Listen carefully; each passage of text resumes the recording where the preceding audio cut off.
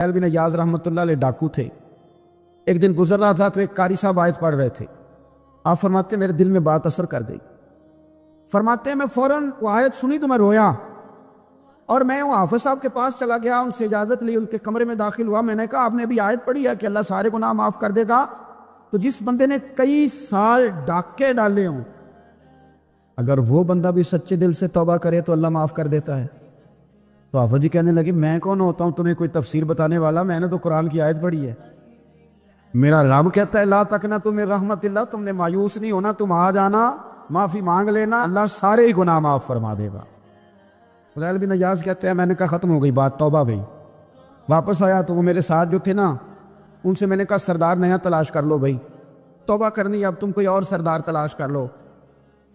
اور اوپر اوپر سے نہیں کہا، توبہ کی تقریریں نہیں کی، اور لیکچر نہیں جھاڑے، رو کے کہا، درد سے کہا، دل سے کہا۔ تو وہ جو باقی کے تھے نا، ان پر سردار کی بات کا اثر ہوا۔ کہنے لگے سردار ہم نے سردار نیا نہیں ڈھونڈنا، اگر چوریاں مل کے کی ہیں تو اب تو اس طرح تو نہ کر، توبہ بھی مل کے ہی کریں گے۔ فضیل بن ایاز کہتے ہیں ظاہر ہے مال لوٹا کرتے تھے۔ میں نے مسئلہ پوچھا علماء سے تو انہوں نے بتایا کہ یہ تو حقوق العباد کا مسئلہ ہے، جو لوٹا ہے وہ تو واپس کرنا ہی پڑے گا۔ اب میں نے وہ پیسے جمع کیے، اب سارے تو میرے پاس تھے نہیں، جتنے میں دے سکتا تھا دیے، جو کھا چکا تھا وہ رہ گئے۔ ایک یہودی کے پیسے رہ گئے، اس کے گھر چلا گیا، میں نے جا کے اسے کہا میاں میں نے کر لیا توبہ، اور میں وہ فضیل بن ایاز ڈاکو ہوں جس کے تیرے گھر سے اتنا مال لوٹا تھا، میرے پاس پیسے کوئی نہیں، اب تو اس طرح کر مجھے معاف کر دے۔ فضیل بن ایاز سے کہنے لگا میں تو پیسے لوں گا، ایسے تو نہیں معاف کرتا۔ آپ فرمانے لگے پیسے تو کوئی نہیں۔ وہ کہنے لگا پھر اس طرح کرو میری اونٹوں کو چارہ ڈالو، پیسے پورے ہوئے تو چلے گا نا۔ کل ڈاکو تھے ابھی وہ، لیکن توبہ سچی کی ہے نا، یہ سچی توبہ والے لوگوں کا طریقہ ہے۔ اس سے کہہ سکتے تھے کہ جا آج تھلب دینی لے لے، تجھے کہا معاف کر دے، تو تیار ہی نہیں ماننے کو۔ حضرت فضیل بن ایاز کہنے لگے اگر اونٹوں کو چارہ ڈالنے سے تم معافی دیتا ہے نا، تو میں تیرے اونٹوں کو چارہ ڈالنے کو بھی تیار۔ کیوں کہ راضی اللہ کو کرنا ہے، اپنے ضمیر سے بوجھ اتارنا ہے، بندوں کے سامنے سرخرو نہیں ہونا، اللہ کے حضور ہونا ہے۔ 2-4 دن چارہ ڈالا تو وہ یہودی ایک دن کہنے لگا کہ یہ نا ٹھیکریوں سے بڑی ہوئی تھیلی ہے، یہ تو ذرا اٹھا کے لا۔ حضرت فضیل بن ایاز نے اٹھا کے اسے دی، جب اس نے کھولی تو اشرفیوں کی بھری ہوئی تھی۔ آپ فرمانے لگے تو کہہ رہا تھا ٹھیکریاں اٹھا کے لا۔ کہنے لگا میں تورات بڑی پڑھتا ہوں، عالم ہوں، میں نے تورات میں پڑھا تھا کہ مسلمان جب سچی توبہ کر لیں گے نا تو رب ٹھیکریوں کو بھی سونا بنا دیا کریں گے، پھر یہ مٹی کے ڈھیلے اشرفیاں بنا کریں گے۔ تو میں نا تیری توبہ چیک کر رہا تھا، یہ اس میں نے روڑے بڑے ہوئے تھے، لیکن تو اٹھا کے لایا تو تیری توبہ بھی سچی ہے اور تمہارا دین بھی سچا ہے۔ اب اس طرح کر، معافی شرط پہ دوں گا کہ مجھے کلمہ پڑھا تاکہ میں بھی مسلمان ہوں۔ کچھ باتیں ایسی ہیں جن کو بیان کرتے ہوئے نا گہرائیاں ساری ختم ہو جاتی ہیں کہ اس سے زیادہ گہری بات کیا ہو سکتی۔ رانائیاں اور رنگ سارے مان پڑ جاتے ہیں کہ اب اس میں جلوے اور کتنے بھرے جا سکتے تھے۔ ساری انسان کی سوچیں اور وسعتیں اچانک سمٹنے لگتی ہے کہ یار اتنی بڑی بات۔ یہ ذرا انداز دیکھیے حضور کا بیان کرنے کا۔ نبی پاک علیہ السلام فرماتے ہیں جب قیامت والے دن اللہ ان لوگوں کو اجر عطا کرے گا نا جن پر دنیا میں مشکلات آتی رہی، تو فرمایا وہ لوگ سوچیں گے کہ یہ تو مشکلات تھوڑی تھی، کاش کبھی زیادہ آ جاتی نا، کاش ہمارے وجود کینچیوں سے کاٹ دیے جاتے۔ وہ لوگ سوچیں گے، اور وہ بھی سوچیں گے جن پر مشکلات نہیں آئی تھی کہ کاش کبھی ہم بھی اس چکی سے پس کے آتے نا۔ اس سے زیادہ بھی کوئی اجر ہو سکتا ہے کہ رب کہتا ہے ان اللہ مع الصابرین، جو مصیبت پہ صبر کر دے اللہ اس کے ساتھ ہے۔ معیت الہی اس شخص کو نصیب ہو رہی، رحمت خداوندی سے کبھی نظر نہ ہٹائیں۔ آتی رہتی ہیں مشکلات، آتے رہتے ہیں دکھ، ہو جاتی ہیں غلطیاں، کمزور ہے انسان، کر بیٹھتا ہے گناہ بھی، لیکن ایک گناہ میرا ماں پیو ویکھے، ایک گناہ میرا ماں پیو ویکھے تے دیوے دیس نکالا، لکھ گناہ میرا مولا ویکھے تے پردے پاون والا، ڈھال دیتا ہے رحمت کا پردہ، کرم ہو جاتا ہے۔ رحمت الہی سے کبھی توجہ نہ ہٹے، اپنے دل کو ٹھنڈا رکھنے کے لیے، طبیعت کو سکون میں رکھنے کے لیے رحمت حضور علیہ السلام فرماتے ہیں بندے سے غلطی ہو جاتی ہے، پھر وہ اللہ کی بارگاہ میں توبہ کرتا ہے تو رب فرشتوں سے فرماتا ہے میرے بندے کو پتہ ہے کہ میرے علاوہ معاف کرنے والا کوئی نہ۔ تو دیکھو نا وہ آ گیا ہے، تو فرشتے اپنے مالک کی بات کی طرف متوجہ ہوتے ہیں تو رب فرماتا ہے گواہ ہو جاؤ میں نے اسے معاف کر دیا ہے۔ حضور فرماتے ہیں اس بندے سے پھر غلطی ہو جاتی ہے، وہ پھر عرض کرتا ہے مالک بھول گیا تھا، غلطی ہو گئی، خطا ہو گئی، گناہ ہو گیا، تو اللہ فرماتا دیکھا نا میرے بندے کو پتہ ہے میرے سوا معاف کرنے والا کوئی نہیں، تو جاؤ گواہ ہو جاؤ میں نے معاف کر دیا۔ حضور فرماتے ہیں تیسری بار پھر غلطی ہو جاتی ہے، یہ پھر آ جاتا ہے، اسی تے میں دسو گا جڑا 3 واری آوے وہ علاج کی ہے؟ اسی کہنے ہیں تو باز آنا، کہنے ہیں کہ نہیں تو نے ٹھیک ہونا، تو نہیں ٹھیک ہو سکتا، تو نے نہیں باز آنا، تیرا علاج اب جا، اب دوڑ جا، تیرا کوئی حل نہیں۔ حضور فرماتے ہیں 6 بار آ گیا، تیسری بار آ کے کہتا اللہ معاف کر دے، تو اللہ کہتا ہے پتہ نا میرے بندے کو میرے علاوہ معاف کرنے والا کوئی نہیں، گواہ ہو جاؤ میں نے اسے معاف کر دیا۔ گویا وہ جب جب آتا رہتا ہے رب تب تب اسے معاف فرماتا رہتا ہے۔ رحمت دا دریا الہی، یہ درویشوں نے جو باتیں کی ہیں بڑی سوچ سمجھ کے کی۔ رحمت دا دریا الہی ہر دم، رحمت دا دریا الہی ہر دم وگدا ہے۔ میں نے اگلا شعر نہیں پڑھنا، اتنا ہی میں ایک مصرے پہ بات کرنی ہے صرف۔ رحمت دا دریا الہی، اگلا مصرع نہیں کہنا، اس کا معنی کیا ہے سمجھو۔ درویش کہتے ہیں ایسا نہیں ہوتا کہ کبھی کبھی رحمت ملتی ہے، ہر دم وگدا ہے تیرا۔ رحمت دا دریا الہی ہر دم، ہر دم دم دم ہر دم وگدا ہے تیرا، بس جے بچوں ایک قطرہ بخشے نہ مینوں بھی تے کام بڑھ جاتا ہی۔ دم دم، ہر دم سے بندے کو اللہ کی رحمت ملتی ہے، ہر وقت کرم ہوتا ہے، ہر وقت۔ اس کے لیے تو نہ کسی جگہ کی پابندی ہے، نہ وقت کی پابندی ہے، نہ یہ ہے کہ وہ اس وقت میسر ہے اور معاذ اللہ اس وقت میسر نہیں، نہ اسے اونگ آتی ہے نہ نیند آتی ہے، صبح بھی کرم شام بھی کرم، وہ ہر وقت رحم ہی رحم فرماتا ہے۔ اور حضور فرماتے ہیں جب اس نے مخلوق بنائی تھی نا، اسی وقت اس نے اپنے عرش پہ لکھ دیا تھا لوگوں میرا غضب زیادہ نہیں میری رحمت ہی زیادہ ہے۔ جس نے بنانے سے پہلے کہا تھا بنانے سے کروں شکر کتنا اور فخر کتنا کروں، تیرے کرم نے مجھے فائز المرام کیا اور بنا کے سید عالم کا امتی مجھ کو گناہ سے پہلے ہی بخشش کا انتظام کیا۔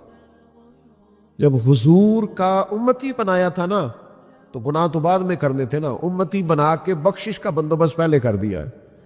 بخشش کا بندوبست میں زیادہ نہیں کھول سکتا اس بات کو، غلطی بعد میں ہونی ہے، بخشش کا بندوبست پہلے۔ اور حضور فرماتے ہیں رب نے مخلوق بنائی تو یہ لکھ دیا کہ لوگوں یاد رکھنا غضب زیادہ نہیں ہے، رحمت ہی، تمہیں کرم ہی زیادہ ملے گا۔ اچھا حضور نا کئی طریقوں سے اس رحمت کو بیان کرتے، کئی زاویوں سے، کئی مختلف انداز سے اللہ کے کرم کو لوگوں کے سامنے اجاگر کرتے۔ حضور علیہ السلام کے سامنے نا ایک جنگ کا موقع تھا تو ایک عورت کا بچہ گم ہو گیا۔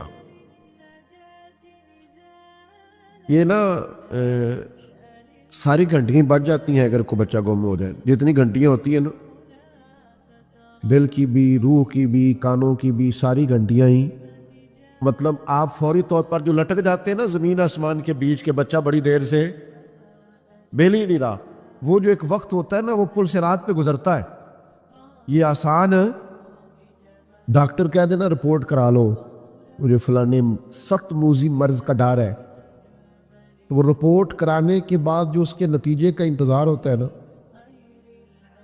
وہ جو کرب ہوتا ہے وہ خطرناک ہوتا ہے۔ اب بات کو سمجھیں، انسان کو محسوس ہو کہ میرے جگر کا پارا، میرا ٹکڑا، میرا بیٹا مل نہیں رہا، تو کیفیات کا رنگ اور ہو جاتا ہے۔ یہ ایک وارفتگی ہے نا، بچے کے ساتھ پیار ہے، ایک جنگ کا موقع تھا، نبی کریم صلی اللہ تعالی علیہ وسلم تشریف فرما ہے، ایک عورت کا بچہ گم ہو گیا. وہ بڑی بے چین ہے، بڑی نڈھال ہے، بڑے کرب میں ہے، تڑپتی ہے، کبھی ادھر بھاگتی، کبھی ادھر بھاگتی، کبھی اس سے پوچھتی، کبھی اس سے سوال کرتی، تلاش رہی ہے اپنے بچے کو. تو یہ سارا منظر، یہ ساری تصویر لوگوں کی آنکھوں کے سامنے،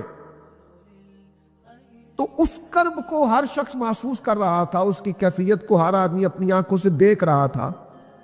اللہ کے حبیب علیہ الصلوۃ والسلام نے عین اس وقت جب لوہا پورا گرم ہو گیا، ذہن پورے تیار ہو گئے، تو محبوب نے ایک مسئلہ سمجھایا. حضور فرمانے لگے بتاؤ نا، اگر اس خاتون کو اس کا بچہ مل جائے، جتنی تڑپ رہی ہے، تو کیا اس بچے کو آگ میں ڈال دے گی؟ وہ کیفیت سارے دیکھ رہے تھے، مشکات میں حدیث موجود ہے. عرض کی یا رسول اللہ، سوال ہی نہیں پیدا ہوتا. اس کا جو درد ہے، اس کی جو تڑپ ہے، اس کی جو کیفیت ہے، وہ تو کچھ اور پتہ دیتی ہے. تھوڑی دیر کے لیے بچھڑ گیا ہے تو اتنی تکلیف میں ہے، تو کجا یہ کہ وہ آگ میں جلا دے. جب ذہن یہاں تک تیار ہو گئے، لوگوں کا ذہن یہاں تک تیار ہو گیا، تو اب میرے کریم محبوب کی آنکھوں میں آنسو آئے. اب حضور نے رحمت الہی کا جھونکا لوگوں کو دیا. کریم فرمانے لگے جتنا یہ اپنے بچے سے پیار کرتی ہے نا، رب کریم اس سے بڑھ کر اپنے بندے سے محبت فرماتا. بس یہاں بات محبوب نے بند کر دی، یعنی فرمایا کھولتے رہنا. معنی کیا ہے کہ اگر یہ نہیں نا دوزخ میں پھینکنا چاہتی اپنے بچے کو، تو رب بھی اپنے بندوں کو سزا نہیں دینا چاہتا، وہ بھی انہیں دوزخ میں جلانا نہیں چاہتا، وہ بھی انہیں سزائیں دینا نہیں چاہتا.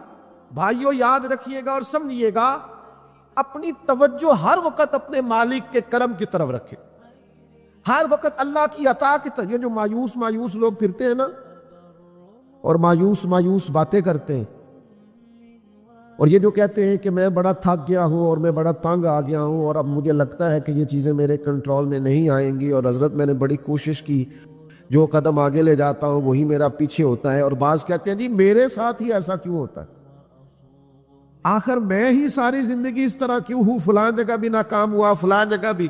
او میرے بھائی، جس طرح کا انسان گمان کرتا ہے، رب بھی اسی طرح کا معاملہ فرماتا ہے. تیری طبیعت ہی نہیں بن پا رہی کہ تو رحمت کی طرف متوجہ ہو، تیرا خیال ہی نہیں بن پا رہا کہ اس کے کرم اور عطا کی طرف تیرا دھیان جائے. تو نے اپنے اوپر مایوسیاں پوری طرح طاری کر لی ہے. بندہ مومن کبھی اپنے رب سے مایوس ہو سکتا؟ اس کی توجہ ہر وقت اس کے کرم کی طرف رہتی، اس کی توجہ ہر وقت اس کی عطا کی طرف رہتی. نبی کریم صلی اللہ تعالی علیہ وسلم کے نا کچھ صحابہ اللہ کی محبت کے شوق میں حضور کی بارگاہ میں حاضر ہوئے. انہوں نے آ کے عرض پتہ کیا کیا؟ عرض کرنے لگے یا رسول اللہ صلی اللہ تعالی علیہ وسلم، سالوں بیت گئے ہیں سجدے کرتے ہوئے، حضور سالوں بیت گئے ہیں تسبیح پڑھتے ہوئے، سالوں بیت گئے کہتے ہوئے کہ سبحان اللہ وہ پاک ہے، ہمیں سالوں بیت گئے یہ کہتے ہوئے کہ اللہ اکبر وہی سب سے بڑا ہے، سالوں بیت گئے کہتے ہوئے کہ الحمدللہ ساری تعریفیں اللہ کے لیے، سالوں بیت گئے اس کی تسبیح کرتے، تحلیل کرتے، تکبیر کہتے. حضور اب نہ ہمارا اپنے رب سے ملنے کو جی چاہتا ہے. کبھی اے حقیقت منتظر نظر آنا لباس مجاز میں، لاکھوں سجدے تڑپ رہے ہیں میری جبین نیاز میں. اور اقبال کہنے لگے کہ تیرے عشق کی انتہا چاہتا ہوں، تو میری سادگی دیکھ کیا چاہتا ہوں، میرا ذرا سا تو دل ہے مگر شوق اتنا، میں وہی لن ترانی سنا چاہتا ہوں. میرا بھی دل کرتا ہے کہ اللہ میں تجھے کہوں میں تجھے دیکھنا چاہتا ہوں، جس طرح حضرت موسیٰ کلیم علیہ السلام نے کہا تھا، اور تو مجھے کہے کہ لن ترانی تو نہیں دیکھ سکتا، ذرا سا تو دل ہے مگر شوق اتنا، میں بھی وہی لن ترانی سنا چاہتا ہوں. پھر کہنے لگے بھری بزم میں راز کی بات کہہ دی، بڑا بے ادب ہوں سزا چاہتا ہوں. دیکھو سب لوگوں کے بیچ ہی میں نے یہ کہہ دیا. میرے عزیز صحابہ نا شوق میں، کتنے سارے لوگ ہیں آپ، کتنی ماشاءاللہ بڑی تعداد میں آپ آئیں، ہم بھی کبھی اس شوق میں گئے ہیں کہ ہمارے رب کو دیکھنے کو دل چاہتا ہے، ہمارا جی چاہے وہ کبھی ہمیں ملے، ہم کبھی اس کی زیارت کریں، اس کی بارگاہ کرم میں ہم حاضر ہوں۔ صحابہ نے عرض کیا یا رسول اللہ صلی اللہ تعالی وسلم ہمارا رب کہاں ہے؟ ہمارا نا اپنے رب کو دیکھنے کو جی چاہتا ہے۔ جب صحابہ نے یہ عرض کیا تو اللہ نے قرآن مجید نازل کیا، فرمایا وَإِذَا سَأَلَكَ عِبَادِي عَنِّي فَإِنِّي قَرِيبٌ، محبوب جب میرے بندے آپ کی بارگاہ میں آ کے میرے بارے میں پوچھیں نا تو ان سے کہہ دینا میں ان کے قریب ہی ہوں، قریب ہی ہوں۔ دلیل کیا ہے؟ آئی اذا دان، یہ جب بھی مجھ سے دعا مانگیں گے میں ان کی دعاؤں کو قبول فرماؤں گا، میں ان کے قریب ہوں، میں ان کے قریب ہوں۔ یہ جب بھی دعا مانگیں گے نا میں قبول کروں گا، میں ان کے قریب ہوں۔ اللہ تبارک و تعالیٰ کے بندے اللہ سے محبت کرتے، رب کی بارگاہ میں جھکتے، اس کو اپنے دکھ سناتے، اس کے پیارے محبوب صلی اللہ تعالیٰ علیہ وسلم کا وسیلہ لے کے اس کے حضور حاضر ہو جاتے، پیشانیاں سجدوں سے روشن ہوتی۔ ہم نا ہر چیز کے لیے وقت نکالتے ہیں، ہر چیز کے لیے، لیکن عبادت کے لیے وقت نہیں نکالتے۔ ہر شے آباد ہے، ہر شے، ہماری فیس بک بھی آباد ہے، واٹس ایپ بھی آباد ہے، ہمارے ٹویٹر بھی آباد ہیں، ہماری ہر چیز آباد ہے۔ سب سے کم آباد ہمارا مصلی رہ گیا ہے، سب سے کم۔ وہ لوگ اب ڈھونڈنے سے ملتے ہیں جن کی بغل میں مصلی ہوتا تھا۔ میرے بھائی آپ کتنا کو دنیا کے پیچھے بھاگو گے تھکا دے گی، کتنا دولت کے پیچھے بھاگو گے تھکا دے گی۔ آپ جب اپنی زندگی میں جمع تفریق کرو گے نا تو مرتے وقت احساس ہوگا کہ سارا کچھ تو لوگوں کے لیے کیا، اپنے لیے تو کاری کچھ نہیں سکے۔ اور ہم عبادت کے معاملے میں بہانے بازی بھی کرتے، ہم کہتے ہیں اوہو رزق کمانا بھی تو عبادت ہی ہے نا، میں حلال روزی کے لیے جا رہا ہوں، یہ بھی تو عبادت ہے نا۔ میری طرح کے لوگ کہہ دیتے ہیں کہ میں سویرے اٹھ کے مدرسے میں کچھ اسباق دیکھتا ہوں تو یہ بھی تو عبادت ہے، میں بیان کرنے کے لیے مطالعہ کرتا ہوں تو یہ بھی تو عبادت ہے نا، اتنے لمبے سفر کر کے ملک میں دنیا میں گھومتا ہوں تو یہ بھی تو میں عبادت ہی کر رہا ہوں۔ اب اسپیشل نفلوں کے لیے وقت کس طرح نکلے، اسپیشل کر کے تسبیح میں کیسے چلاؤں، میں سارا کچھ ہم بہانے بنا لیتے ہیں نا۔ میرا سوال یہ ہے کہ یہ ساری باتیں صحابہ کو، نبی کریم کو، دیگر لوگوں کو بھی تو پتہ تھی نا، لیکن آپ غور تو کریں 23 سال حضور کو وقت ملا، مختصر وقت ظاہراً تبلیغ کرنے کے لیے، پوری دنیا میں دین بھی پھیلانا ہے۔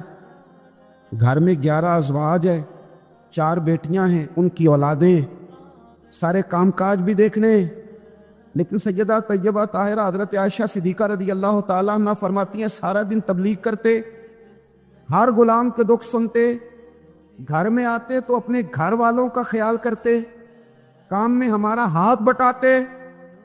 قربان جاؤں، کہتی ہیں زمانہ سارا سو جاتا لیکن آمنہ کے لال مصلی بچھا لیتے۔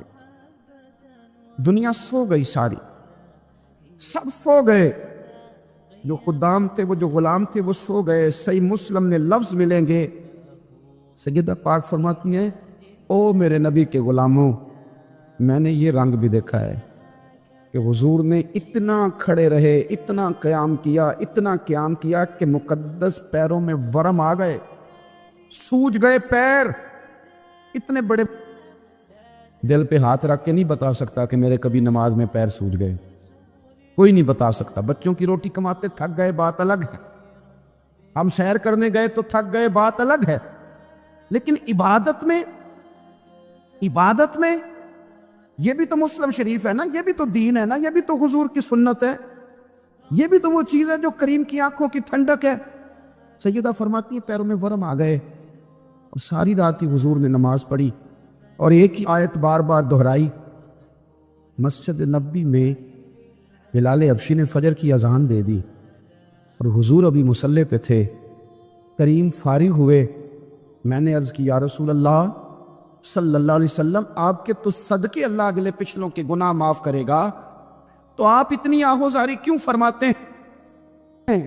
آپ تو شفیع ہیں، آپ تو انبیاء کے امام ہیں۔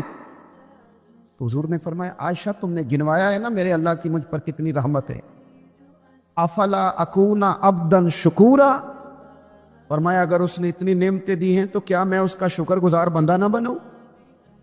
میں شکر گزار بندہ نہ بنوں اس کا؟ پھر اگر اتنی نعمتیں اس نے دی ہیں، مجھے اتنا نوازا ہے، تو پھر میں اس کے سامنے سجدے نہ کروں؟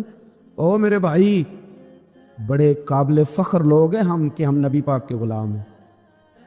ہم قابل فخر ہیں کہ نبی کریم کے غلام ہیں. کیا کبھی اس غلامی کے شکرانے میں بھی 2 نفل پڑھے؟ یا اللہ تیرا شکر ہے تو نے ہمیں حضور کا غلام بنایا ہے. یاد رکھیں کہ اپنی روحانی زندگی کو آباد کریں، استغفار پڑھیں، تسبیحات کریں. حضرت عبداللہ ابن عمر رضی اللہ تعالیٰ عنہ حضرت عمر کے صاحبزادے، مکہ مکرمہ میں ان کی قبر ہے. میں نے جب انہیں پڑھا تو مجھے ان سے بڑا پیار ہو گیا. لیکن آپ کو پتہ ہے وہاں جا کے کسی شخص کا مزار تلاش کرنا یا پوچھنا ایک مشکل کام ہوتا ہے. ایک دفعہ میں مکہ شریف میں حاضر تھا. ایک گاڑی والا ڈرائیور مجھے کہنے لگا کہ مولانا میں آپ کو جانتا ہوں، مجھے آپ سے محبت ہے، ایک بات بتاؤں آپ کو؟ میں نے کہا بتاؤ. کہنے لگے حضرت عبداللہ ابن عمر کی قبر دیکھنی ہے. میں نے کہا یہ تو نہیں کہہ رہا، یہ کسی نے بندوبست کرایا ہے، یہ اللہ نے تیرے دل میں بات ڈالی ہے، یہ ہو گیا تو لے چل مجھے. حضرت عبداللہ ابن عمر کو نبی پاک نے فرمایا تھا راجل صالح، یہ نیک بندہ ہے، یہ متقی آدمی. حضرت عبداللہ ابن عمر رضی اللہ تعالیٰ عنہ سیدنا فاروق اعظم رضی اللہ تعالیٰ عنہ کے صاحبزادے ہیں، اور ان کی ہمشیرہ سیدہ حفصہ رضی اللہ تعالیٰ عنہ حضور کی زوجہ محترمہ ہے. ایک دن اپنی ہمشیرہ سے کہنے لگے کہ نبی کریم صلی اللہ تعالیٰ علیہ وسلم گھر میں آئے نا، اور اگر حضور غم امت میں پریشان نہ ہو، طبیعت کو حشاش بشاش دیکھو، تو ذرا پوچھنا تو صحیح حضور کا میرے بارے میں کیا خیال ہے. پوچھنا تو صحیح کہ کریم کی بارگاہ میں میرا کیا مقام ہے، میرے بارے میں حضور کیا فرماتے ہیں. اب بہن کو کام بتائے، اور بتائے بھی بھائی، اور پھر بہن وہ کام نہ کرے، یہ تاریخ میں ہوتا نہیں. حضرت عمر فاروق رضی اللہ تعالیٰ عنہ کی صاحبزادی ام المومنین رضی اللہ تعالیٰ عنہ فرماتی ہیں کہ میں تو بس منتظر تھی. انہوں نے تو کہا تھا نا کہ اگر تم حشاش بشاش دیکھو تو بات کرنا، لیکن حضور تشریف لائے، میری باری تھی، میرے گھر تشریف لائے، کھانا پیش کیا تو فوراً میں نے عرض کی حضور ایک بات پوچھنی تھی. حضور نے فرمایا پوچھئے. میں نے عرض کی حضور میرے بھائی عبداللہ ابن عمر کے بارے میں آپ کا کیا خیال ہے؟ نوجوانوں میری بات پہ غور کرنا، میرے بھائی کے بارے میں آپ کا کیا خیال ہے؟ تو نبی کریم صلی اللہ تعالیٰ علیہ وآلہ وسلم نے میری طرف دیکھا، اور پھر حضور زیر لب تھوڑا مسکرائے. اور بریلی کے امام کہتے ہیں کہ حضور مسکرا دیتے تھے نا تو جو بڑا دکھی ہوتا تھا وہ بھی ہنس پڑتا تھا.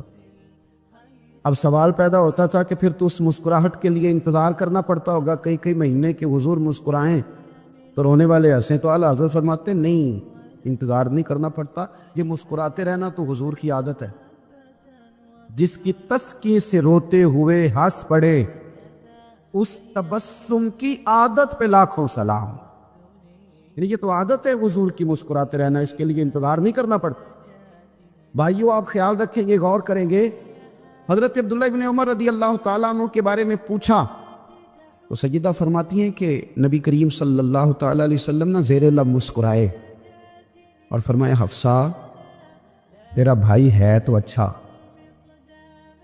لیکن میں نے سنا ہے کہ عشاء کی نماز پڑھتا ہے تو فجر تک سویا ہی رہتا ہے. او نوجوانوں، 10 بجے تک سونے کی بات نہیں ہوئی، 9 بجے تک سونے کی بات نہیں ہوئی، 11 بجے اٹھنے کی بات نہیں. حضور فرمانے لگے میں نے سنا ہے کہ عشاء کی نماز پڑھ کے سو جاتا ہے اور فجر تک سویا ہی رہتا ہے، اسے چاہیے کہ تہجد کے وقت اٹھا کرے، اللہ کی بارگاہ میں حاضر ہوا کرے، آہوزاری کرے، سجدے کرے، عبادت کرے. اٹھتا ہے اور فجر میں جا کے اٹھتا ہے. حضرت جناب حفصہ رضی اللہ تعالیٰ عنہ کہتی ہے میں نے جناب عبداللہ ابن عمر کو پیغام دیا اور میں نے کہا میرے جوان بھائی سون. نبی پاک نے فرمایا ہے تو اچھا، پر تہجد میں نہیں اٹھتا، نفل نہیں پڑھتا. او میری ملت کے جوانوں، مزہ نہیں آ جاتا جب ساری دنیا سوئی ہو، ساری دنیا، اور بستر بھی گرم ہو اور نیند بھی پورا غلبہ کر رہی ہو اور اچانک گھنٹی بجے دماغ میں، آنکھ کھلے، گھڑی پہ نظر پڑے، 3:30 4 بجے کا پیغام گھڑی بتائے، اور کوئی چڑھتی جوانی والا اٹھ کے وضو کرے، اور جب وہ مصلی کھول کے بچھائے تو مدینے والے محبوب کہتے ہیں کہ ہر نماز پہ رب ثواب دیتا ہے، اور جو اٹھ کے تہجد کی نماز پڑھے اسے دیکھ کے تو رب مسکراتا ہے، جو اس کی شان کے لائق ہے، جو اس کی شان کے لائق، وہ مسکراتا ہے، خوش ہوتا ہے کہ میرا بندہ تہجد میں اٹھ گیا، وہ مسکراتا ہے۔ کاش ہماری صبح کبھی اپنے مالک کے نام ہو جائے، کاش کہ صبح حضرت ابو الحسن رحمۃ اللہ تعالیٰ علیہ حضرت معاذ ابن جبل رضی اللہ تعالیٰ عنہ کے پاس بیٹھا کرتے تھے، فرماتے ہیں ان سے جو پیار بڑھا تو پھر میرا مصلی سے بھی بڑھ گیا۔ تابعی ہیں، فرماتے ہیں صحابی رسول سے محبت ہوئی تو ذکر سے بھی ہو گئی، پھر درود شریف سے بھی ہو گئی، محبت ان سے بڑھی تو پھر اللہ نے مسجد کا پیار بھی بڑھا دیا۔ آپ فرماتے ہیں کہ میری ہر وقت طبیعت چاہتی تھی کہ بس اللہ اللہ کروں، بس اللہ اللہ کروں، بس نہ میں ذرا تھوڑی جان چھڑاؤں لوگوں سے، کوئی 10 منٹ ملے تو میں کچھ 4 نفل پڑھ لوں، میں تھوڑا سا نہ بچوں لوگوں سے، اور مجھے تسبیح ملے تو میں نہ کچھ 400-500 دفعہ استغفار پڑھوں، سبحان اللہ، الحمدللہ، اللہ اکبر، لا حول ولا قوت الا باللہ، میں نہ تسبیحات پڑھوں۔ فرماتے ہیں کہ بچے تھے گھر میں 6-7، غربت تھی، کام ملتا کوئی نہیں تھا، اور میں کام چور نہیں تھا، کام ڈھونڈتا تھا، پر اللہ کی قدرت کے کام نہیں ملتا تھا۔ فرماتے ہیں کہ میں نے ایک دن اپنی اہلیہ سے کہا کہ آج میں پھر جاتا ہوں کام ڈھونڈنے، تو میری بیوی بڑی فرما بردار تھی، پر اس دن نہ غربت کے ہاتھوں تنگ آ کے کہنے لگی، آج نانا کوئی تو چیز لے کے آیا، تو مجھ سے بچوں کی بھوک نہیں دیکھی جاتی، یہ سب روگاں دا روگ محمد جس دا نام غریبی، کنڈ بلا کے لنگ جاندے نہیں دوست یار قریبی، آج نہ کچھ لے کے آیا تو میں بچے لے کے چلی جاؤں گی۔ شیخ فرماتے ہیں کہ میں بڑا پریشان گھر سے نکلا، پر میں نے صبح سے لے کے زور تک کام ڈھونڈا، کام ملا کوئی نہیں، تو میرے دل میں خیال آیا چلو کام نہیں ملتا تو اللہ اللہ تو کرے نا، چلو بندوں کی مزدوری نہیں ملتی تو رب کریم کی عبادت ہی کرتے ہیں۔ فرماتے ہیں کہ میں نے نا فرات کے پانی سے وضو کیا، نہر کے، شدید دھوپ تھی، ساتھ ریت تھی اور ریت تپ رہی تھی، میں نے اپنا رومال وہیں مصلی کے طور پر بچھا لیا، اور فرماتے ہیں کہ زور سے لے کر عصر تک نماز پڑھی، دھوپ بھی پورے زور پہ، پر میرے سجدے کا ذوق بھی پورے زور پہ۔ فرماتے ہیں سورج بھی چمک رہا ہے اور رب کی عبادت کا ذوق بھی پورے زور پہ، میں سجدہ کروں تو پھر میرا اٹھانے کو جی نہ چاہے۔ میرے استاد لکھا کرتے تھے، یہ ان کا شعر ہے، وہ کہا کرتے تھے مجھے سوز دے، مجھے ساز دے، اور مجھے نیم شب کا نیاز دے، دم سجدہ خود کو میں توڑ دوں، مجھے ایسا ذوق نماز دے، اور میں تیری بہار کا پھول ہوں، میں کھلا بھی ہوں تو تیرے لیے، مجھے میری شاخ سے توڑ لے، مجھے اپنی زلف کا ناز دے۔ بھائی فرماتے ہیں کہ عصر تک میں نے نفل پڑھے، دل ڈھلنے لگا، عصر کی نماز پڑھی اور میں وہاں سے چلا۔ اب میں جب نکلنے لگا تو دل میں خیال آیا کہ چھوٹی چھوٹی دیواریں ہیں گھر کی، بغیر کچھ لیے جاؤں گا تو بیوی دور سے دیکھے گی تو شور کرے گی کہ پھر خالی ہاتھ آ گیا ہے۔ کہتے میں نے اپنے اسی رومال میں جس پہ میں نے نماز پڑھی تھی نا، رومال میں یہ عقیدہ پنجابی جسافہ کہتے ہیں، اسی میں نا میں نے کچھ ریت بھر لی کہ وہ دور سے دیکھے گی تو سمجھے گی کچھ لے کے آیا ہے، چلو جا کے اسے بتا دوں گا کہ آج پھر مزدوری نہیں ملی۔ کہتے ہیں وہ ریت لے کر جب میں گھر میں گیا تو پہلے بیوی دروازے پہ کھڑی ہوتی تھی، پوچھتی تھی خالی ہاتھ آ گئے ہو؟ آج میں نے دیکھا تو ہے ہی کوئی نہیں۔ فرماتے میں اندر داخل ہوا، سلام لیے، کونے میں نے وہ رومال رکھ دیا اور میں نے آواز دی کہ بھلی مانس کہاں ہو؟ تو وہ کہنے لگی آپ منہ ہاتھ دھو لیں، میں روٹی لے کے آئی۔ میں نے کہا روٹی کہاں سے آ گئی؟ یہاں تو کئی دنوں کے فاقے، تو کئی دنوں کی غربت ہے، یہاں تو اس گھر میں تو فقیری ہے۔ فرماتے ہیں کہ وہ روٹی لے کے آئی اور اس وقت کی جو موجودہ نعمتیں تھیں، سمجھ لیں سلاد، اچار، ہر چیز ساتھ لائی۔ میں نے کہا کہ بچے کہاں گئے؟ کہنے لگی وہ کھانا کھا کے کھیلنے گئے، آپ کھانا کھا لیں آ جاتے ہیں۔ کھانا اس نے چن دیا۔ میں نے حیرت انگیز لہجے میں ساری نعمتیں اپنے دسترخوان پہ دیکھ کر کے بی بی سے پوچھا یہ کہاں سے آیا کھانا؟ بچوں کو تو نے کہاں سے کھانا کھلایا؟ یہ سارا کچھ کیسا ہے؟ کہنے لگی پتہ نہیں آج آپ کس کریم کی مزدوری کرنے چلے گئے تھے، پتہ نہیں کس کریم کی، میرے گھر میں تو اتنی نعمتیں آئی ہیں کہ مجھ سے سنبھالی نہیں جا رہی، اتنا اناج ہے، اتنا گندم ہے، کس کریم کے دروازے آج چلے گئے تھے؟ یہ کہتے کہتے وہ اٹھی اور اٹھ کر کے کہنے لگی پہلے بڑا کچھ آیا تھا، اب کیا لے آئے ہو؟ اور جا کر کے نا اس نے وہ ریت والا رومال کھولا، کہنے لگے میں تو لے کے آیا تھا ریت، تو میرے رب نے اسے بھی سونے اور ہیرے بنا دیا تھا۔ جب آپ کی توجہ اللہ کی جانب، میرے نبی پاک صلی اللہ تعالیٰ علیہ وسلم نے فرمایا ہر چیز اپنے رب سے مانگ، ہر چیز مانگ، ہر چیز مانگ۔ یا رسول اللہ کیا کچھ؟ میرے محبوب نے فرمایا تیرے گھر میں نمک بھی ختم ہو جائے تو وہ بھی اپنے رب سے مانگا کر۔ لقد من اللہ علی المؤمنین اذ بعث فیہم رسولا، رب کہتا ہے میں نے تم پر احسان کیا ہے کہ میں نے تمہیں اپنا رسول عطا فرمایا۔ حضور کا سارا وجود ہی ہمارے اوپر احسان، لیکن آپ دیکھ لیں اس احسان مندی کا جو خاص جذبہ ہونا چاہیے تھا اور ہمارے وجود میں اس کے جو اثرات ہونے چاہیے تھے اور ہماری طبیعت جس طرح جھکی ہوئی ہونی چاہیے تھی اس احسان پر، وہ ہمارا مزاج نہیں بنتا الا ماشاءاللہ۔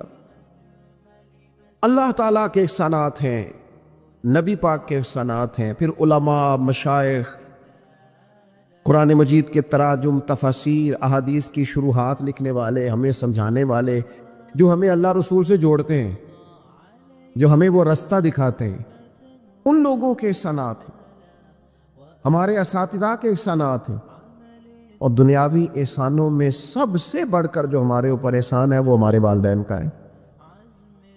اور قرآن مجید میں اللہ کریم نے فرمایا میرا بھی شکر ادا کرو اور اپنے ماں باپ کا بھی شکر ادا کرو، ان کا بھی شکریہ ادا کرو۔ مزاجوں میں تشکر کا جذبہ نہیں۔ وہ میں ایک دوست ناراض ہو گئے اپنے گھر سے، تو والد نے انہیں کہا ٹھیک ہے آپ الگ ہو جائیں، جو ان کا حصہ تھا وہ ان کو دے دیا، 4 بھائیوں میں سے ایک کو انہوں نے روانہ کر دیا۔ اب ظاہر ہے کچھ پریشان ہوئے، گھر چھوڑنا تھا تو ایک اور جگہ منتقل ہوئے، تو ان کے ایک دوست نے ان کی مدد کی اور ان کو انہوں نے کچھ دن اپنے ساتھ رکھا، پھر آہستہ آہستہ مواقع بن گئے اور جگہ ان کو مل گئی۔ تو میرے ساتھ گفتگو کر رہے تھے، تو ہم جو سادہ لوگ ہوتے ہیں، دیسی دیہاتی، وہ ہم نہ ایک بات ہی پکڑ لیتے ہیں ساری زندگی اور تصویر کا دوسرا رخ دیکھنے کو تیار نہیں ہوتے۔ کہنے لگے جی یہ میرا محسن ہے، اس نے اتنے دن مجھے گھر رکھا، کوئی 20-25 دن اس نے مجھے اپنے گھر رکھا، پھر اس نے میرے ساتھ تعاون کیا، پھر کاروبار چلانے میں میری مدد کی، پھر مجھے مکان لے کے دیا۔ 1-2 سال تک کس طرح اس نے مجھے سپورٹ کیا کہ میں ٹانگوں پہ کھڑا ہو گیا۔ اماں ابا نے تو مجھے نکال دیا تھا، اور ان کی وہ شکوے بھی بیان کرنے لگا، شکایتیں بھی کرنے لگا۔ تو میں نے اسے کہا کمال ہے نا، جس نے 20 دن گھر میں رکھا وہ محسن ہے، اور جس ماں نے 9 مہینے پیٹ میں رکھا اس کے بارے میں تیرا رویہ ہی بدل گیا ہے۔ آپ غور کریں گے اور سمجھیں گے اس بات کو کہ 9 ماں نے پیٹ میں رکھا، تو کیا دکھ سہے، کیا تکلیف ہے۔ اور میں نے کہا اس نے 2 سال سپورٹ کی ہے، اور یہ تو تیرا محسن ہے۔ اور جس باپ نے اتنی سپورٹ کی کہ تیرے 3 بچے بھی ہو گئے، تو وہ بس 1-2 منٹ میں تو وہ چپ کر گیا۔ میں نے کہا تمہیں یہ سپورٹ نظر نہیں آئی؟ ہم جو پیر صاحب تک پہنچے، ہم جو استاد صاحب تک پہنچے، ہم جو دوستوں تک پہنچے، ہم جو رشتہ داروں تک پہنچے، ہم جو اولاد تک پہنچے، ہم جو سسرال تک پہنچے، ہم جہاں بھی پہنچے، اس پہنچنے میں پہلا کردار ہمارے ماں باپ کا ہے۔ یہ پہلی درسگاہ ہے۔ میرے والد صاحب اپنا نام نہیں لکھنا جانتے تھے، میری اماں اپنا نام نہیں لکھ سکتی تھی، لیکن میں اپنے دوستوں سے کہتا ہوں کبھی مجھے موقع ملے تو 2 جلدوں میں کتاب لکھوں گا اپنے ماں باپ۔ میری والدہ کے بارے میں کوئی مجھ سے پوچھے کہ آپ کی اماں کیا ہے، تو میں کہوں گا میری اماں میرے لیے یونیورسٹی ہے، میری اماں میرے لیے اتھارٹی ہے، اس لیے کہ اس گود کے اندر بیٹھ کے جو سیکھا ہے وہ کہیں اور سیکھنے کو نہیں ملا۔ میرے والد صاحب میرے لیے اسکول آف تھاٹ ہیں، میری سوچوں پر پہلا اثر ان کا ہے۔ ہم نا مطلب وہ نئے نئے رنگ، نئے نئے انداز، نئی نئی چیزیں دیکھ کر پیچھے ہم ہر چیز بھولتے جاتے ہیں، اور نوے نوے نا یار بنائیے۔ میں نہیں جے کو آکھنا اس لیے کہ میرا میاں صاحب سے یہ شکوہ ہے کہ تسی کمینہ ہی آگ چھڑیا ہے. یہ تو ثقیل لفظ ہے. صوفیاء ثقیل جملے استعمال نہیں کرتے تو ثقیل ہے لفظ. یعنی آج کل بھی کسی کو کمینہ کہنا بڑا مشکل کام ہے نا. بندہ نالائق کہہ دے, بیوقوف کہہ دے, تھوڑا سا نا لفظ قابو میں ہے, لیکن کمینہ کہنا. لیکن میاں صاحب کہتے ہیں نویں نویں نہ یار بنائیے ایویں وانگ. او بھائی تھوڑا سا نا اپنے ماں باپ کے لیے بازو بچھے ہوئے ہوں, محبت ہوئی ہو. او یار میرے رسول پاک کریم محبوب علیہ السلام معصوم آمنہ صلی اللہ تعالی علیہ وسلم, نبی پاک علیہ السلام نے نا فرمایا جس نے لوگوں کا شکریہ ادا نہیں نہ کیا اس نے اللہ کا بھی کوئی نہیں کیا. اگر تو کسی کا احسان مند ہی نہیں, اگر تو کسی کا مشکور ہی نہیں, تو اللہ کا کیا شکر ادا کرے. حضور نے فرمایا جب کوئی تمہارے ساتھ نیکی کرے تو بہترین بدلہ دینے کی کوشش کرو. وہ بابا بلے شاہ صاحب نے نا کتے کی وفاداری کا بیان فرمایا ہے, اور بڑی سمجھنے والی بات ہے. بابا صاحب کہتے ہیں کہ کتا جو ہے نا اس کے ہم مالک ہیں, تو ہمارا بھی تو کوئی مالک ہے نا. فرماتے ہیں ایک روٹی کتے کو ڈالتے ہیں, دوسری مانگے تو کئی دفعہ لوگ جوتا بھی مار دیتے ہیں, لیکن خود مالک جو ہے کتے کا وہ پنکھے کے نیچے اے سی کے نیچے سویا ہے, اور کتا جا کے صبح کسی درخت کے نیچے سوتا ہے, اور ساری رات مالک سویا ہوا ہے, یہ پہرے داری کر رہا, اور کسی کو بھی اس کے گھر میں آنے نہیں دے رہا. کہتے ہیں تو کتے کا مالک ہے تو تیرا بھی تو کوئی مالک ہے نا. تو راتی جاگیں تے شیخ صداویں, راتی تے جاگ دے کتے تیتھوں اتے, مالک دا در مول نہ چھڑ دے. اور 4 سال بیماری آ جائے تو لوگ معاذ اللہ کے شکوے کرتے ہیں, اور تو جوتے مارتا ہے تو تیرا جانور تیرے گھر سے جانے کو تیار. لوگ بوری میں ڈال کے بند کر کے چھوڑ آتے ہیں, اسے پتہ ہے مالک چھوڑ گیا ہے, لیکن گھر آنے سے پہلے بلی پھر آ جاتی. راتی جاگیں تو شیخ صداویں, راتی جاگ دے کتے تیتھوں اتے, مالک دا در مول نہ چھڑ دے. پاویں مارو 100 جتے, ایک برکی دا قدر پچھانن, پاویں مالک ہو من ستے. اے تیتھوں اتے رکھا سکھا کھا, دنے جا رکھاں وچ ستے. تیتھوں اتے اٹھ بلیا, چل یار منا لے, نہیں تے پھر بازی لے گئے نہیں کتے. اٹھ بلیا چل یار منا لے, نہیں تے بازی لے گئے. جنہاں تناں وچ عشق نہ رچیا کتے انہاں تھی چنگے. اور ویکھو نا مالک دے کر راکھی کر دے صابر بھوکے ننگے. اپنی زندگی میں کچھ مزاج شکر والا. نبی پاک علیہ السلام نے فرمایا جو تم سے نیکی کرے اسے اچھا بدلہ دینے کی کوشش کرو. اور حضور فرمانے لگے اگر بدلہ دینے کی طاقت نہ ہو تو پھر اس کے لیے دعا کرو, اور اتنی کرو اتنی کرو اتنی کرو محسن کے لیے دعا کہ تمہیں یوں لگے کہ تم نے حق ادا کر دیا ہے. پھر اس کے لیے دعا کرو, اپنے محسنوں کا شکریہ. اور یارو میرے نبی پر کوئی احسان نہیں کر سکتا, لیکن میرے رسول پاک صلی اللہ علیہ وسلم سے جس نے تھوڑی سی بھی محبت کی نا, مدینے والے لینے گئے میرے نبی پاک کو ہجرت سے پہلے. تو حضور کے چچا حضرت عباس رضی اللہ تعالیٰ عنہ حالانکہ ابھی کلمہ نہیں پڑھتے تھے, وہ کہنے لگے او مدینے سے لینے آنے والوں, نبی پاک یہاں بڑے معزز ہیں, ان کا بڑا اعزاز ہے, اگر تم محبوب کی حفاظت کر سکتے ہو تو پھر لے کے جانا. تو اہل مدینہ نے کہا کہ آپ ایک دفعہ بھیجیں تو صحیح, ہم تو اپنے اہل خانہ سے بڑھ کر حفاظت کریں گے. یہ باتیں ہو رہی ہیں. ایک انصاری تھے حضرت ابو الحیثم, اٹھ کے نا حضور کے قریب گئے, کہنے لگے یا رسول اللہ ایک بات کر لوں. حضور نے فرمایا کر لو. عرض کی حضور ہمارے جن جن سے بھی تعلقات ہیں ہم سب سے بگاڑ دیں گے. حضور ہم صرف اور صرف آپ کی غلامی کریں گے, لیکن ایک ہلکا سا ڈر ہے, اگر اجازت ہو تو عرض کر لوں. حضور نے فرمایا کرو. عرض کرنے لگے یا رسول اللہ کل کو اگر آپ کو غلبہ ملے اور اللہ کے فضل سے ملے گا تو پھر ایسا نہ ہو کہ آپ اپنی قوم کی طرف لوٹ آئیں, تو پھر ہم سے یہ فراق یہ بچھوڑا سا نہیں جائے گا. حضور پھر آپ واپس تو نہیں آئیں گے. تب حضور نے ان کی بات سنی تو حضور مسکرا پڑے, فرمایا مدینے والوں سنو, کبھی نہ بھولنا میں تم میں سے ہوں اور تم مجھ میں سے ہو. چھوڑ کے کیوں؟ ہمارے ایک بزرگ سے کسی نے کہا تھا او تم لوگ مدینے زیادہ رہتے ہو، حالانکہ نبی پاک نے تو مکے میں زیادہ وقت گزارا ہے.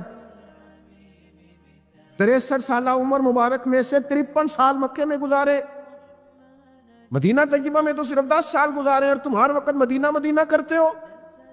وہ کہنے لگے جا کے اپنا کیلکولیٹر ٹھیک کر، تیرا یہ فلسفہ بھی ٹھیک نہیں. نبی پاک نے مکے میں 53 سال گزارے ہیں اور مدینے میں قیامت تک کے لیے ڈیرا لگایا. جا کے کیلکولیشن ٹھیک کر. حضور نے فرمایا رہنا بھی یہاں ہے، دفن بھی یہاں ہونا ہے، قیامت میں اٹھوں گا تو میری قبر بھی مدینہ سے کھلے گی. مدینے والوں نے ایک دفعہ پھر ایک موقع آیا، مکہ فتح ہو گیا، تو فتح مکہ کے بعد ایک جنگ تھی، اس جنگ میں کچھ مال غنیمت آیا. تو نبی پاک علیہ السلام نے وہ مال غنیمت، یہ ایک مؤلفۃ القلوب قرآن پاک کی اصطلاح ہے، تالیف قلب کے لیے مال دینا. تو مکے کے لوگ مسلمان زیادہ ہوئے کہ نئے ہوئے تھے، حضور نے مال زیادہ دیا، صحیح حدیث میں موجود ہے، زیادہ مال ذرا محبوب نے ان لوگوں کو دیا. تو ایک دو نوجوان انصار مدینہ میں سے کہنے لگے ابھی تو ہماری تلواروں سے اہل قریش کا خون ٹپک رہا ہے اور مال انہیں زیادہ مل گیا. حضور نے خیمے میں اہل مدینہ کو جمع فرمایا تم نے یہ بات کی ہے؟ سچ بولنے والے لوگ تھے. عرض کی حضور ایک دو جوانوں کے منہ سے نکلی ہے. نبی پاک علیہ السلام نے فرمایا تم یہ کہہ سکتے ہو کہ یا رسول اللہ ان لوگوں نے تو آپ کو تکلیف دی تھی، ہم نے غلامی کی تھی. تم اگر کہو تو تم سچے ہو اس بات میں کہ یا رسول اللہ انہوں نے تو آپ کو نکلنے پہ مجبور کیا، ہم تھے جنہوں نے بازو کھول کے کہو تم یہ بات. تڑپ گئے اہل مدینہ. عرض کی حضور نہیں، ہم تو اندھیروں میں تھے، آپ کی برکت سے اللہ نے ہدایت کا نور عطا کیا. یا رسول اللہ صلی اللہ تعالیٰ علیہ وسلم آپ کے ذریعے اللہ نے ہمیں اپنی پہچان عطا کی، قرآن عطا فرمایا، یہ ساری نعمتیں آپ کے صدقے ملی. فتح حضور نے اہل مدینہ کی وفاؤں کا کس طرح ذکر فرمایا مدینے والوں اگر ہجرت کا موقع نہ ہوتا، رب نے ہجرت نہ رکھی ہوتی تو میں تو انصار مدینہ میں سے ہوتا. اور حضور فرمانے لگے اگر لوگ چلیں مختلف وادیوں میں تو مدینے والوں جس وادی میں تم چلو گے میں بھی اسی وادی میں چلوں گا. اور حضور نے فرمایا میرے مدینے والوں سے، انصار مدینہ سے صرف مومن ہی محبت کرے گا، اور ان سے جو بغض رکھے گا وہ منافق ہوگا، کیونکہ ان کی وفاؤں کا صلہ ہے کہ رسول پاک نے انہیں عزتیں عطا فرمائی. تھوڑا سا اپنی زندگی میں احسان مندی کا مزاج. ہمارے ہاں خود غرضی کو باقاعدہ رواج دیا گیا، اور بڑے بڑے غلط جملے جو اخلاقاً اپنی زبان سے ادا بھی نہیں کیے جا سکتے. میں تو جی کام نکالنے کے لیے کسی کو بھی باپ بنا لیتا، معاذ اللہ. مسلمان تو اس طرح کی بات نہیں کر سکتا. یہ خود غرضی، یہ لالچ، یہ وقتی طور پر کسی شخص کو استعمال کرنا، ٹیشو پیپر بنانا، یہ اہل ایمان کا تو طریقہ ہی نہیں. وہ تو یاد رکھتے ہیں ہر ایک کا احسان، وہ تو کسی نے محبت کی ہو تو اس کا خیال رکھتے ہیں. وہ تو ان چیزوں کو سمجھ. حضرت جعفر طیار نے کہاں شہادت دی تھی؟ جنگ موتا میں. اور حق تھا اہل ایمان کا کہ وہ شہادت پیش کرتے، لیکن دین کے لیے گئے نا، حضور علیہ السلام کے فرمان پر گئے تو محبوب نے ان چیزوں کو یاد رکھا. جب ان کی شہادت کی خبر آئی تو حضور خود حضرت جعفر طیار کے گھر گئے، ان کے بچوں کو سینے سے لگایا. 3 دن تک حضور کے گھر سے کھانا پک کے آتا رہا. اور حضرت جعفر طیار کے بیٹے کہتے ہیں میرے لیے نبی پاک نے دعا کی تھی برکت کی. تو فرماتے ہیں زندگی میں کوئی ایسا سودا مجھے ملا ہی نہیں جس میں اللہ نے ڈھیروں نفع نہ عطا فرمایا ہو.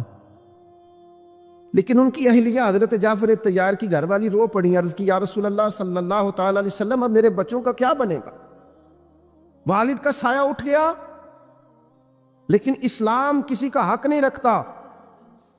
کوئی مخلص ہو کر دین کے ساتھ چلے اور پھر اس شخص کا حق رکھا جائے، اس کی قدردانی نہ ہو، اس کو نوازا نہ جائے. من عامل صالحا من ذکر او انثى وهو مؤمن فلنحيينه حیاتا طیبہ. اللہ فرماتے ہیں جو بھی ایمان لانے کے بعد نیک اعمال کرے، چاہے مرد ہو چاہے عورت ہو مومن، فلنحيينه حیاتا طیبہ، ہم اسے پاکیزہ زندگی عطا فرمائیں، اسے اعزازات سے نوازا جائے گا، حیات طیبہ ملے. اور حضور فرمانے لگے اگر بدلہ دینے کی طاقت نہ ہو تو پھر اس کے لیے دعا کرو، اور اتنی کرو اتنی کرو اتنی کرو محسن کے لیے دعا کہ تمہیں یوں لگے کہ تم نے حق ادا کر دیا ہے، پھر اس کے لیے دعا کرو، اپنے محسنوں کا شکریہ۔ اور یارو میرے نبی پر کوئی احسان نہیں کر سکتا، لیکن میرے رسول پاک صلی اللہ علیہ وسلم سے جس نے تھوڑی سی بھی محبت کی نا، مدینے والے لینے گئے میرے نبی پاک کو ہجرت سے پہلے، تو حضور کے چچا حضرت عباس رضی اللہ تعالیٰ عنہ حالانکہ ابھی کلمہ نہیں پڑھتے تھے، وہ کہنے لگے او مدینے سے لینے آنے والوں، نبی پاک یہاں بڑے معزز ہیں، ان کا بڑا اعزاز ہے، اگر تم محبوب کی حفاظت کر سکتے ہو تو پھر لے کے جانا۔ تو اہل مدینہ نے کہا کہ آپ ایک دفعہ بھیجیں تو صحیح، ہم تو اپنے اہل خانہ سے بڑھ کر حفاظت کریں گے۔ یہ باتیں ہو رہی ہیں، ایک انصاری تھے حضرت ابو الحیثم، اٹھ کے نا حضور کے قریب گئے، کہنے لگے یا رسول اللہ ایک بات کر لوں؟ حضور نے فرمایا کر لو۔ عرض کی حضور ہمارے جن جن سے بھی تعلقات ہیں ہم سب سے بگاڑ لیں گے، حضور ہم صرف اور صرف آپ کی غلامی کریں گے، لیکن ایک ہلکا سا ڈر ہے، اگر اجازت ہو تو عرض کر لوں؟ حضور نے فرمایا کرو۔ عرض کرنے لگے یا رسول اللہ کل کو اگر آپ کو غلبہ ملے اور اللہ کے فضل سے ملے گا تو پھر ایسا نہ ہو کہ آپ اپنی قوم کی طرف لوٹ آئیں، تو پھر ہم سے یہ فراق یہ بچھوڑا سا نہیں جائے گا، حضور پھر آپ واپس تو نہیں آئیں گے۔ تب حضور نے ان کی بات سنی تو حضور مسکرا پڑے، فرمایا مدینے والوں سنو، کبھی نہ بھولنا میں تم میں سے ہوں اور تم مجھ میں سے ہو، چھوڑ کے کیوں؟ ہمارے ایک بزرگ سے کسی نے کہا تھا او تم لوگ مدینے زیادہ رہتے ہو، حالانکہ نبی پاک نے تو مکے میں زیادہ وقت گزارا ہے، 63 سالہ عمر مبارک میں سے 53 سال مکے میں گزارے، مدینہ طیبہ میں تو صرف 10 سال گزارے اور تم ہر وقت مدینہ کرتے ہو۔ وہ کہنے لگے جا کے اپنا کیلکولیٹر ٹھیک کر، تیرا یہ فلسفہ بھی ٹھیک نہیں، نبی پاک نے مکے میں 53 سال گزارے ہیں اور مدینے میں قیامت تک کے لیے ڈیرا لگایا، جا کے کیلکولیشن ٹھیک کر۔ حضور نے فرمایا رہنا بھی یہاں ہے، دفن بھی یہاں ہونا ہے، قیامت میں اٹھوں گا تو میری قبر بھی مدینہ سے کھلے گی۔